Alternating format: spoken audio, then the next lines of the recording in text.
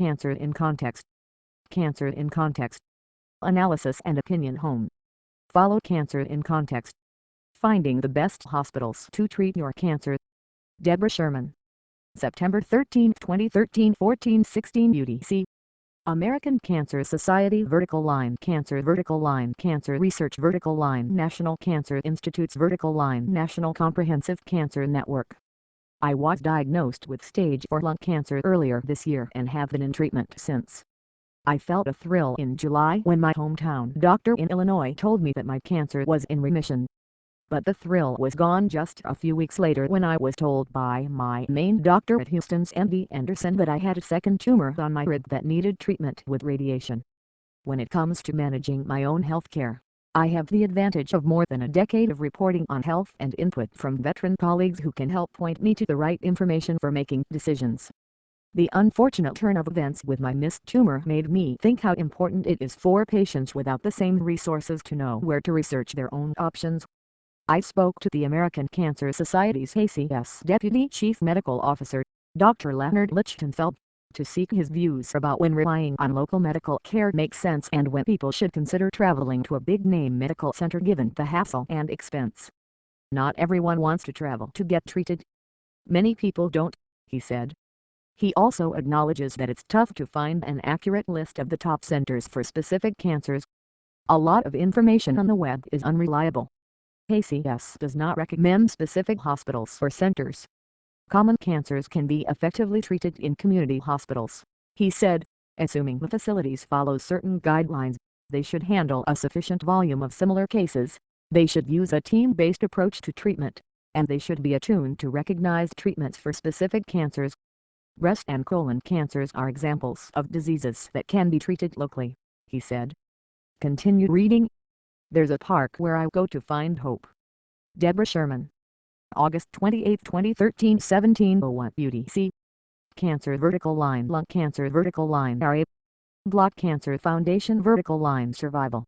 Houston writers. During one of my cancer treatment sessions in Houston, I came upon the beautiful sculpture garden and fountain, called Survivors Park, which I visit regularly to renew my belief that I can beat this awful disease.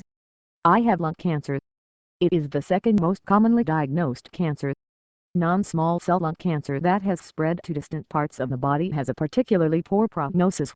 The 5-year survival rate is just 4%, according to the National Cancer Institute.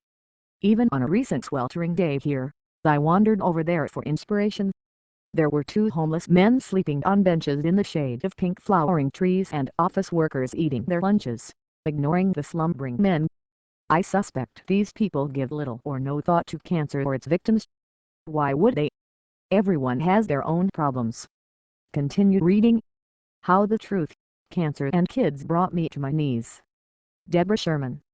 August 12, 2013, 11:36 UTC. Cancer vertical line Children vertical line Coping vertical line Counseling vertical line Psychologists vertical line Social workers. I can't put up with the medical aspects of cancer treatment. The pinch from needles to draw blood or infuse drugs into me, the noisy MRI and other scans for which I must stay perfectly still for long periods. I can't deal with the outsized bills and confusing insurance statements for the many tests and treatments. And I can put up with the pitying looks people give me when I tell them I have cancer. What got me was having to tell my children, Alex, who's 14, and Stella, just 11, that I have a particularly dangerous form of cancer. It was by far the hardest thing I've ever had to do. I can't imagine having to worry about a parent at their age. When I was a teen, my prevailing thought about my mom and dad was that they were annoying.